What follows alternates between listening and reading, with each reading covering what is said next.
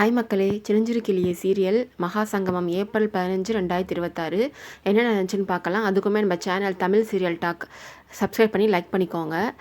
என்ன நடந்துச்சுன்னு பார்க்கலாம்.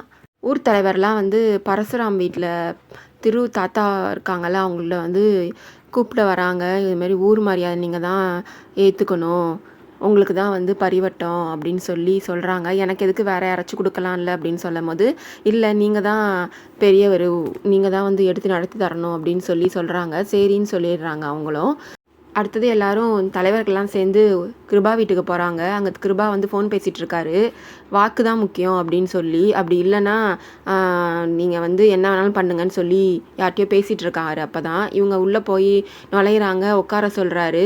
இந்த மாதிரி 20 வருஷத்துக்கு அப்புறம் ஊர் ஊர் மக்கள்லாம் கூடி திருவிழா நடத்தலான்னு ரெடி பண்ணியிருக்கோம், அதனால் நீங்கள் கண்டிப்பாக கலந்துக்கணும், நீங்கள் தான் சிறப்பிக்கணும்னு சொல்கிறாங்க.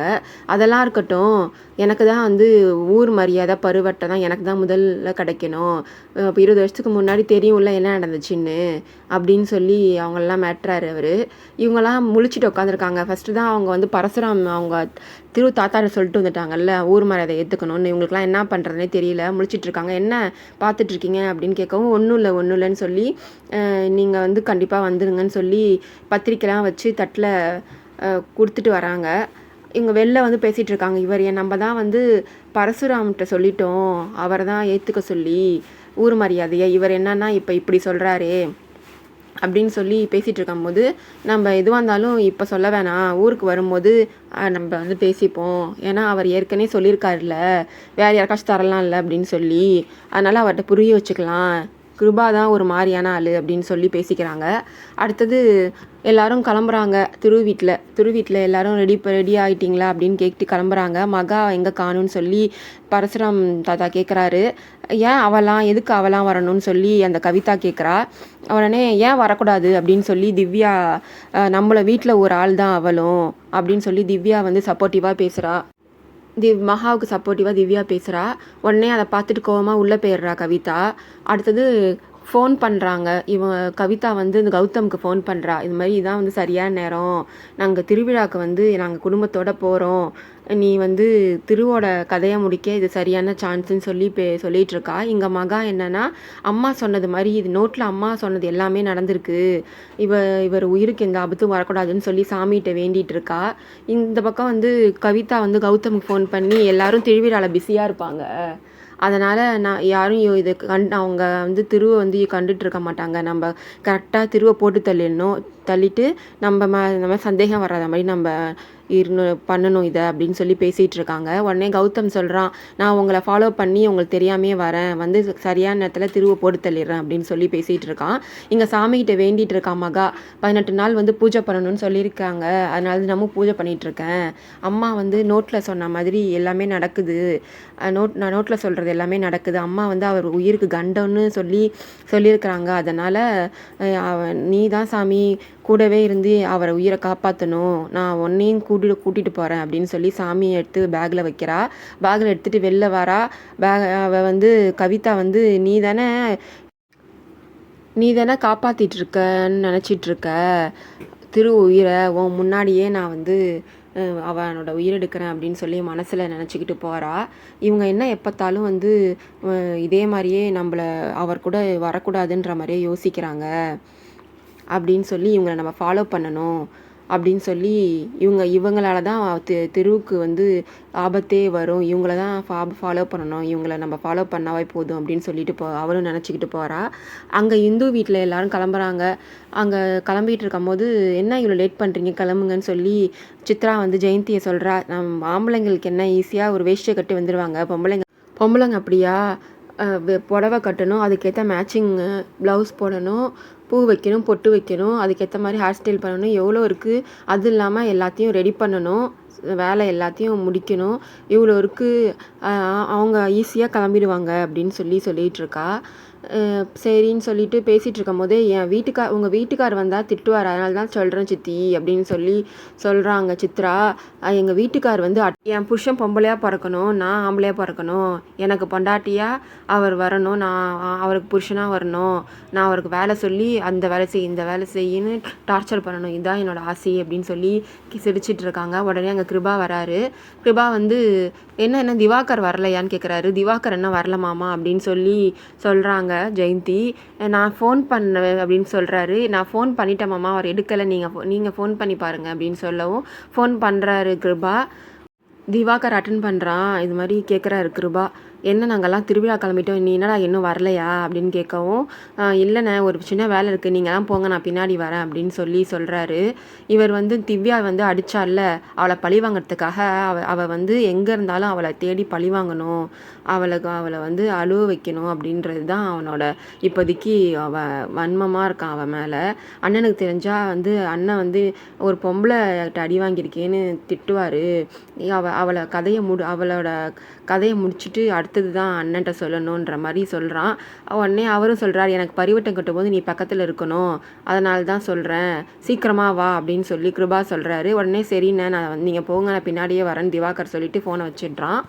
கிருபா வந்து கருணாவை கூப்பிட்டு, இதில் கவருக்குள்ளே வந்து ஒரு பொண்ணோட ஃபோட்டோ இருக்குது, என் ஃப்ரெண்டுக்கு நான் வாக்கு கொடுத்துருக்கேன், இந்த பொண்ணை கண்டுபிடிச்சி தரேன்னு சொல்லி, இந்த பொண்ணை எங்கே இருந்தாலும் தேடி கண்டுபிடிச்சி நீ தான் இந்த முடிச்சு விடணும், இந்த பொண்ணை தேடி கண்டுபிடிக்கணும்னு சொல்லி கொடுக்குறாரு. அவன் வந்து வாங்கும் போதே ஃபோட்டோ எடுத்து பார்க்கும் போதே கீழே விழுந்துருது. அதை பாண்டி எடுத்து கவரில் போட்டு கொடுக்குறான். அதை பார்க்கவே இல்லை இன்னும் கருணா. அந்த பொண்ணோட ஃபோட்டோ யார் ஃபோட்டோனா அது மகாவோட ஃபோட்டோ தான்.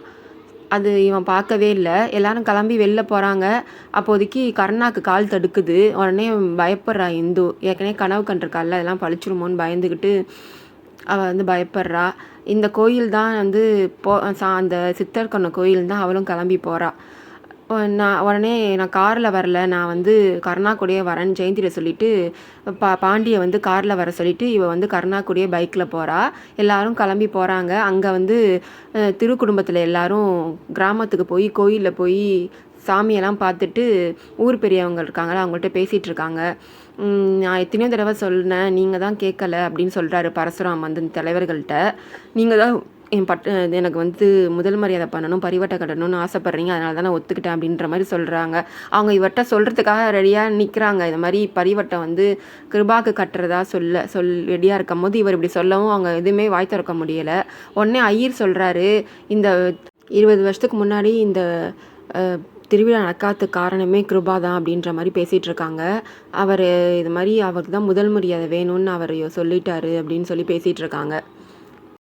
அடுத்தது இவங்க திரு வீட்டில் எல்லாரும் போகிறாங்க.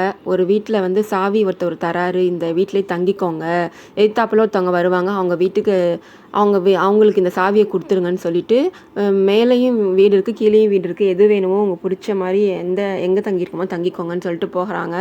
அப்போ வந்து எல்லாரும் போகிறாங்க திரு வீட்டில். உள்ளே போயிட்டு ஆளுக்கு ஒரு ரூம் எடுத்துக்கிட்டு தங்கிக்கிறாங்க. அப்போது வந்து சாமியை வந்து எடுத்து வச்சு சாமியை கும்பிட்டுருக்கா. சாமி, நீ இந்த வீட்டுக்கு வந்துட்ட, உன்னை நான் மேலே பாரத்தை போட்டேன், நீ தான் வந்து அவங்க உயிரை காப்பாற்றணும்னு மகா சாமிகிட்ட வேண்டிகிட்டு இருக்கா. அப்போ வந்து இந்த கவிதா வந்து, என்ன சாமி கும்பிட்டே இருக்க, நீ எதுக்கு இந்த சாமி கும்பிட்டு பூஜை பண்ணுறேன்னு தெரியாது, சீக்கிரம் நான் அதை கண்டுபிடிக்கிறேன், சாமி கும்பிட்டுருக்க, இங்கே இருக்கிற வேலைலாம் யார் பார்ப்பா, நாங்கள் பார்க்கணுமா அப்படின்னு சொல்லி அதட்டிட்டு போகிறா மகாவை. உடனே அங்கே இந்து வீட்டிலேருந்து எல்லோரும் வந்துடுறாங்க. யாரெல்லாம் கிருபாலாம் எல்லோரும் வந்து கோயிலுக்கு போயிட்டு அங்கே முதல் மரியாதைலாம் எனக்கு தானே அப்படின்னு தலைவர்கள்ட்ட ஊர் தலைவர்கள்ட்ட கேட்குறாங்க கிருபா. அவங்களும் எதுவுமே சொல்ல முடியாமல் நின்றுருக்காங்க. அடுத்தது இந்து வந்து சாமியை போய் வேண்டிக்கிறா. சாமி, இது மாதிரி என் புருஷனுக்கு வந்து இது மாதிரி கெட்ட கனவு கண்டேன், சித்தர் வந்து சொன்ன கோயில் இதுதான், நான் உன்னை நம்பி தான் வந்திருக்கேன், நீ தான் வந்து கிருபாவோட உயிரை காப்பாற்றணும் அப்படின்னு சாமிகிட்ட வேண்டிகிட்ருக்கா. அங்கே ஐயரை பார்த்து, சாமி இது மாதிரி என் கனவு வந்துச்சு, சித்தர் வந்து உனக்கே அழைப்பு வரும், அந்த கோயிலுக்கு போனால் உனக்கு எல்லா பிரச்சனையும் தீரும்னு சொல்லி சொன்னாங்க அப்படின்னு சொல்லவும் அவங்க நடந்ததெல்லாம் யோசிச்சு அவள் கனவுல வந்ததெல்லாம் சொல்கிறா. கருணா வந்து வயிற்றுல கத்தியாக குத்துனதெல்லாம். நாங்கள் வந்து இங்கே ஊர் பெரியவங்கள்லாம் வந்து ஒரு பண்டிதர்கிட்ட வந்து நாங்கள் வந்து கேட்டோம், இந்த திருவிழா நடத்துறதுக்காக அவரே இது மாதிரி ஒரு உயிர் பலி போகும்னு சொன்னாங்கம்மா அப்படின்னு சொல்லவும் இவன் பயப்படுறா. என்ன சாமி உங்கள்கிட்ட சொன்னால் நீங்கள் இது மாதிரி சொல்கிறீங்களே அப்படின்னு சொல்லி இந்த 20 வருஷத்துக்கு முன்னாடி இந்த திருவிழா நடக்காத காரணமே வந்து கிருபாவால் தான் 20 வருஷமாக இங்கே திருவிழா நடக்காமல் இப்போ தான் நாங்கள் நடத்துகிறோம் அப்படின்னு சொல்லி ஏற்கனவே 20 வருஷத்துக்கு முன்னாடி வேறு யாருக்கோ முதல் மரியாதை கொடுக்க போய் அது கிருபா வந்து அவங்க நெடுங்குண்டத்தில் இறக்கிட்டாரு அதனால தான் அவர் செத்ததுக்கு காரணம் வந்து இவர் தான், கிருபா தான் அப்படின்னு சொல்லி பேசிக்கிட்டாங்க. அதுக்கப்புறம் திருவிழாவே நடக்கலை இது வருஷமா அப்படின்னு சொல்கிறாங்க. நெடுங்குன்றனா தீயில இறக்குறது போல இருக்குது. அதை தான் அப்படி சொல்கிறாரு அவர். சாமிகிட்ட போய் வேண்டிக்கிட்ட அங்கே வந்து ஒருத்தவங்க எல்லாரும் சாமிகிட்ட வேண்டிக்கிட்டு ஒரு பேப்பரில் எழுதி கட்டுறாங்க. அங்கே வந்து கட்டுறதை பார்த்துட்ருக்கா இந்து. அங்கே ஒரு லேடி வந்து சொல்கிறாங்க, இது மாதிரி இங்கே நம்ம என்ன வேண்டிக்கிட்டு இந்த இடத்துல வந்து மரத்தில் என்ன வேண்டிட்டு எழுதி கட்டினாலும் நடக்கும் அப்படின்னு சொல்கிறாங்க. அவளும் வந்து சாமிகிட்ட வேண்டிக்கிட்டு ஒரு பேப்பரில் எழுதி கட்டுறா. அடுத்தது எல்லாம் வீட்டுக்கு போகிறாங்க. அப்போ வந்து கிருபா வந்து ஒரு வீட்டுக்கு ஏத்தாப்புல நின்றுட்டுருக்கான். அப்போது கௌதம் பார்க்குறான். கௌதம்னா யாருன்னா கவிதாவோட ஆள் பார்க்குறான். இவன் வந்து பெரிய ரவுடி ஆச்சு, இவன் எதுக்கு இங்கே வந்திருக்கான் அப்படின்னு சொல்லி யோசிச்சுட்டு இருக்கான். அப்போது அவன் கொடுக்க சொன்னாங்கல்ல சாவி, அதை வந்து கேட்க சொல்லி கர்ணா அனுப்புகிறான் கிருபா. அங்கே மகாவீடு தான் இவன் கர்ணா போய் எங்கன்னு கூப்பிட்றான். இந்து வந்து தனியாக வந்து அனுப்பக்கூடாது இவனுக்கு கண்டம் இருக்குன்னு வேற, இது மாதிரி கனவு கண்டோம்ல அப்படின்னு சொல்லி நம்மளும் கூட போவோம் அப்படின்னு போகிறா. இவன் கூப்பிடவும் இவங்க சாவி வாங்க வந்திருக்காங்க போல இருக்குன்னு வந்து மகா வெளில வந்து இந்தாங்க அண்ணா சாவி உங்களுக்கு கொடுக்க சொன்னாங்கன்னு சொல்லி கொடுக்குறா. அப்போ இந்து பார்த்துடுறா. மகா 2 பேரும் பேசிக்கிறாங்க. உங்களை பார்த்து நீ நேற்றுக்கு சாப்பாடு கொட்டும் போதுன்னு சொல்ல வரும்போது என்ன சாப்பாடு கொட்டின அப்படின்னு சொல்லி இவர் கண்ணை காமிச்சிடுறா. உடனே இந்து சொல்லக்கூடாதுன்னு உடனே மாற்றி சாப்பிட போகும்போது அவங்கள பார்த்தேன், நாங்கள் 2 பேசிக்கிட்டோம், இதுக்கு அப்போ அவங்க 2 பேரையும் முன்னாடியே தெரியுமா 2 பேருக்கும் அப்படின்னு சொல்லி கர்ணா கேட்குறான். ஆமான்னு 2 பேரும் தலையாட்டுறாங்க. அடுத்தது சாவி எடுத்துகிட்டு போய் திறக்க போகிறாங்க. திறக்கவே முடியல. மகா தான் ஹெல்ப் பண்ணுறா திறக்கிறதுக்கு. அதெல்லாம் கிருபா பக்கத்தில் தான் இருக்கான். ஆனால் அந்த மகாவை பார்க்கல. அந்த மகா ஃபோட்டோ ஏற்கனவே அவன் பார்த்துருக்கான், அந்த கஜேந்திரன் கொடுத்ததை. ஆனால் மகாவை இன்னும் பார்க்கல கிருபா. உடனே காவத்து வந்துட்டு உள்ளே போகிறாங்க. உள்ளே பாம்பு இருக்குது. பாம்பு பார்த்துட்டு பாம்புன்னு பயந்து இந்து கத்துறா. உடனே ஜெயந்தி வந்து சுகுணா மேலே ஏறி உட்காந்துக்கிட்டு சுகுணா வந்து வலி தாங்க முடியாமல் கத்துறா. பாம்பை பார்த்துட்டு பயந்துட்டு எனக்கு பயமாக இருக்குது, பாம்புன்னா எனக்கு பயம் அப்படின்னு சொல்லி ஜெயந்தி கத்துறா. நான் இறங்குன்னு சொல்கிறா சுகுணா. நான் இறங்க மாட்டேன், நான் ஒன்றும் அவளை வெயிட்டு கிடையாது, நான் இறங்க மாட்டேன்னு சொல்கிறா. உடனே இவன் கர்ணா வந்து பாம்பு பிடிச்சி வெளில விட போகிறான், நீ நவுறு அப்படின்னு சொல்கிறான். இந்து வந்து அவனை கட்டி பிடிச்சி விட மாட்றா, நீ போகக்கூடாது, பாம்பு பிடிக்க போகக்கூடாதுன்னு. பாண்டியே இப்போ நீயாச்சும் பிடிச்சி வெளில போடுறா அப்படின்னு சொல்லி சொல்கிறான் கர்ணா. அவனும் எனக்கு நாளாக வந்து போட மாட்டேன், எனக்கு இன்னும் கல்யாணமே ஆகலை, நிறையா பார்க்க வேண்டியது இருக்குது, என்னை பொட்டிடுச்சுன்னா என்ன பண்ணுறது அப்படின்னு சொல்லி அவனும் போக மாட்டான். இந்து அதெல்லாம் ஒன்றாகாது, பாம்பு தானே, அதெல்லாம் ஒன்றும் பண்ணாது, நவுறு, அண்ணிலாம் பயப்படுறாங்க அப்படின்னு சொல்லுவோம். அவளை விடாமல் அவளை பிடிச்சிக்கிட்டு அவள் வந்து மேலே சாஞ்சிக்கிட்டு இருக்கா. அதோட இந்த எபிசோட் முடியுது. வரப்போகிற எபிசோட் என்ன நடக்குதுன்னு பார்க்கலாம். பாய் மக்களே.